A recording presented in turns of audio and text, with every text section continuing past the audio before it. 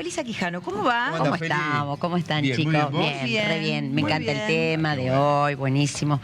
Bueno, ustedes como hablaban recién, la depresión, que se notó mucho después de la pandemia, eso fue tremendo. Y en el consultorio kinésico, una de las patologías más comunes que se ven, que es secuela de la depresión, está comprobado que es secuela, en las mujeres de mayores de 60 años más o menos, es el hombro congelado. ¿Qué es eso? El hombro congelado es una articulación como el hombro, que está formado por 4 articulaciones, que va perdiendo la movilidad. Dolor, y bueno, un dolor que pasa después de 3 meses, que no pueden levantar el brazo. Primero, generalmente el cuerpo busca la comodidad. Claro. Entonces, si vos ves que va hasta acá y no lo podés levantar más, lo dejás ahí. Claro. Entonces, y te movés así. Y cuando acordaste, ¿cuándo vas al kinesiólogo o al médico? Cuando ya tenés que mover todo el cuerpo para poder poner la perilla de la luz o para agarrar algo de la alacena. Wow. Entonces, ahí eso se llama hombro congelado cuando después de 3 meses. ¿Y qué se afecta? Se afecta toda la articulación, la del omóplato, la de la clavícula, entonces, y está relacionada también con la columna cervical. Claro. ¿Y qué pasa? Como es arriba, es abajo. Entonces tenemos que el tema de estás deprimido, ¿qué pasa? Te duele y es un círculo vicioso. El dolor está relacionado con todo lo que son los cuadros depresivos y bueno, y con la angustia y con todo eso, no soltar y con todo, ¿entendés? Entonces, como hablamos siempre de las emociones, claro, y de todo eso. La depresión genera dolor físico. Es claro. Impacta con dolor físico. Y porque en realidad la depresión es un cuadro en el cual en el consultorio kinésico se puede llegar a observar que está el desgano. El que vos le decís, ¿te duele? Sí. Bueno, tenés que hacer ejercicio. Sí, pero me duele. Sí, bueno, pero tenemos que romper el círculo vicioso. Le empezás a explicar, le empezás a hacer movimientos pasivos. Vos ves que en la articulación, si pasivamente lo podés llegar a un grado más, se lo demostrás. En el consultorio lo hace, pero cuando va a la casa se encuentra otra vez con la incapacidad de poder hacerlo. Y volvemos siempre a lo mismo, al miedo. Volvemos siempre al miedo. ¿Qué es la causante de todo esto? O sea, sí, el miedo, el freno. Perdón, porque me quedé pensando en esto que vos decís, ¿no? En ese desgano por tratar de salir de esa situación, porque en gran medida lo que nos mantiene en actividad, lo que nos estimula todos los días, tiene que ver con el deseo. Y quien está deprimido no siente deseo. Entonces ahí ni siquiera hay un deseo por salir de esa situación. Exactamente. Y aparte está el beneficio de la enfermedad, claro, que es que hace que le presten atención. O sea, yo no puedo hacer eso, no puedo hacer aquello, no puedo hacer aquello. Entonces está el hijo, el esposo, el hermano, todo el mundo, y entonces todo el mundo está, hasta que después se empieza a cansar el círculo familiar también.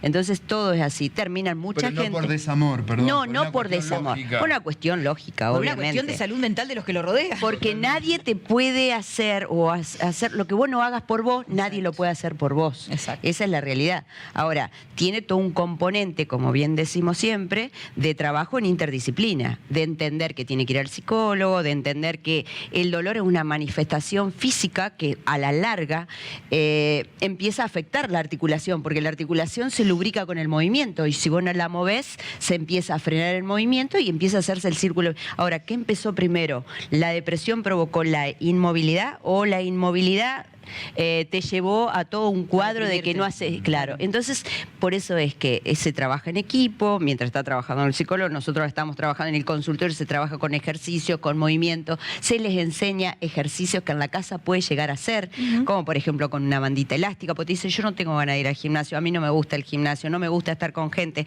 Bueno, perfecto, entonces agarras una bandita, se le enseña que haga ejercicios, todos los ejercicios que hace el hombro, rotación, ejercicios como que se te va a secar la espalda, ejercicio como para prenderte el corpiño. Muchas veces que se dan cuenta que no pueden mover el hombro cuando no se pueden prender el corpiño. ¿Y qué hacen? Se compran corpiño que se prende acá adelante.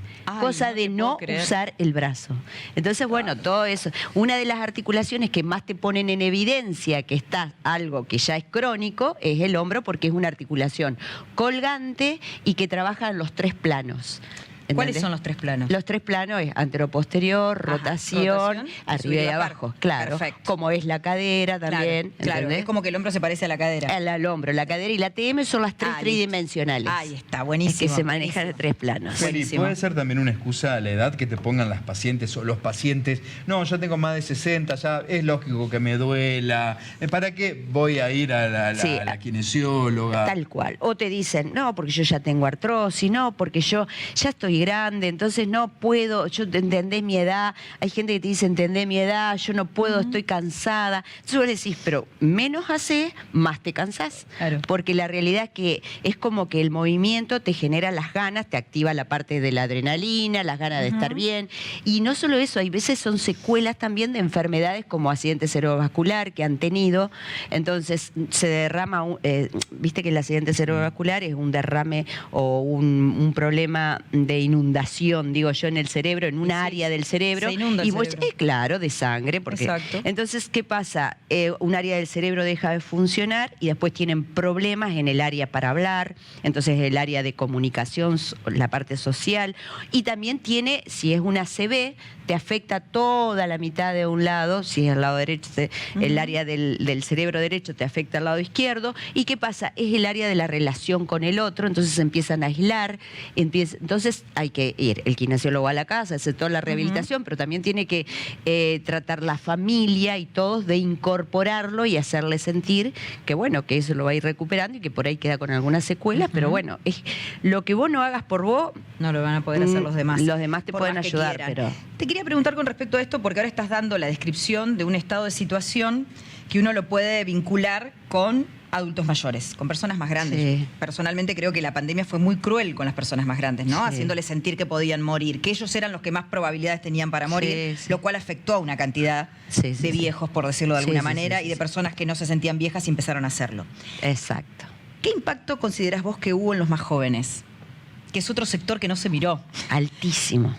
Y del que no se habla. Altísimo y del que no se habla. Y yo te diría que no sé si no afectó más al joven, porque era increíble la cantidad de pacientes jóvenes. Jóvenes, te estoy hablando, 16, 17, Sí. 18, 20 años, que estaban con dolores de cabeza, dolores de cuello, dolores lumbares. Entonces vos decís, pero son chicos. Y claro, ¿qué pasó? No tenían actividad física, no tenían juntada con amigos, no tenían un montón de salir cosas. a bailar. No podían salir a bailar. A no vivir a los 16 años. no podían relacionarse con el otro, con el amigo, con el novio, con el que le gustaba o lo que sea, porque estaba siempre el que era asintomático, y el asintomático te hace que todo sea un posible Contagio. contagio. Tal ¿Entendés? cual. Eso fue tremendo. Entonces eso afectó muchísimo al joven. Y aparte, el que empezaba la facultad se quedó sin proyectos, porque en la facultad no es solo estudiar, es relacionarte con el otro, es encontrarte, es estar con... Entonces muchos chicos dejaron Es darle empezar. un sentido a tu día a día. Es darle un sentido, aparte se juntan para preparar una materia. Y entonces todo eso es la facultad, no es solo y es el estímulo que cuando vos no tenés gana te ayuda el grupo a sacar una materia. ¿Qué es lo que se mencionó de la escuela, no? Que la escuela es mucho más que un espacio donde uno va a aprender. Obviamente, tal cual. Es así. Que bueno, sí, afectó muchísimo. Entonces hubo depresión y mucha ansiedad, Ansiedad, y pánico en el chico. Ataques Sí. de pánico en Ataque chicos muy en chicos. chicos muy jóvenes. Totalmente. Feli, Muy ya para terminar y para cerrar, vos que trabajás dentro del sistema de salud, digo, una cuestión Tal cual. De salud pública. de salud pública, además, ¿qué es para vos la salud mental?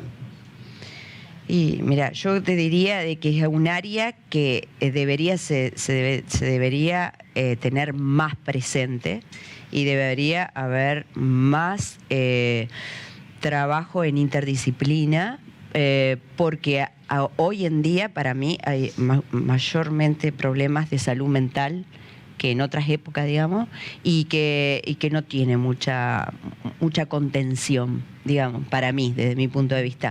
Porque vos, por ejemplo, no te das cuenta, al esquizofrénico lo guardan en la casa. Entonces, al que le da brote psicótico es el chico de la familia que los tiene en la casa. O a veces lo tienen con profesionales que lo llevan al centro de salud, pero en realidad no se habla mucho de eso. Y, entonces, y cada vez con el tema de las adicciones y todo eso, hay más de todo eso. Y aparte no solo eso, a veces el mismo paciente que pasó en la pandemia pasaba que después de estar internado y se encontraba que no había ningún familiar ahí, y de un rato a otro se encontraba internado que no conocía a nadie y le daba como un brote psicótico de estar ahí y no conocer a nadie. ¿Sí? Y entonces esas cosas a veces pueden perdurar el cuadro como no. Exacto. Pero bueno, tiene que tener una contención de equipo, Sí. de como vos decís, y de representar, de contención a nivel de institución, Claro, digamos. obvio. Sí. Ujú. Sí, sí. Incluso pienso, también pienso a partir de lo que vos estás contando, nosotros hablamos y tenemos absolutamente claro la incidencia de las emociones en cada cosa que nos pasa a nivel físico y en cada enfermedad. Sí. Y pienso en una persona que tenía que entrar por algún tipo de enfermedad o patología y ser internado y quedarse solo, por ejemplo, sin poder ver a sus seres queridos. ¿Qué incidencia? O sea, ¿qué pronóstico tenía o cuántas posibilidades tenía ese paciente de evolucionar en ese contexto emocional? Y es increíble que eso se pierda de vista. Y es increíble que al día de hoy todavía no tengamos estadísticas que hablen de ese impacto, ¿no? Sí, eso fue tremendo. Yo creo que eso debería haber. Debería haber y debería estudiarse Lo y que se pasa debería que- dar prioridad Lo para que pasa es eso. que si se hacen estadísticas va a haber que buscar a responsables. Sí, sí, eso sí, de es todo verdad esto. también. Porque la realidad es que, bueno, quizás no estábamos ninguno preparados para semejante cuadro o para abordar semejante problemática. Exacto. No estábamos preparados ni como personas, ni como Ni- equipo, ni ni como infraestructura. sociedad, ni como infraestructura. Nada. Y eso se vio. Y se va a seguir viendo las Sí. secuelas que van a quedar así, que Porque lo vamos a ir porque viendo. se minimiza la salud mental. Porque se minimiza la salud mental. Porque no se considera lo que ustedes decían, la depresión. Pero la depresión o el bipolar, que también es otro de los casos, es un caso de depresión que uno lo puede disimular si no está bien catalogado o bien estudiado o están profesionales más o estamos todos más preparados para darnos cuenta, pasan desapercibidos.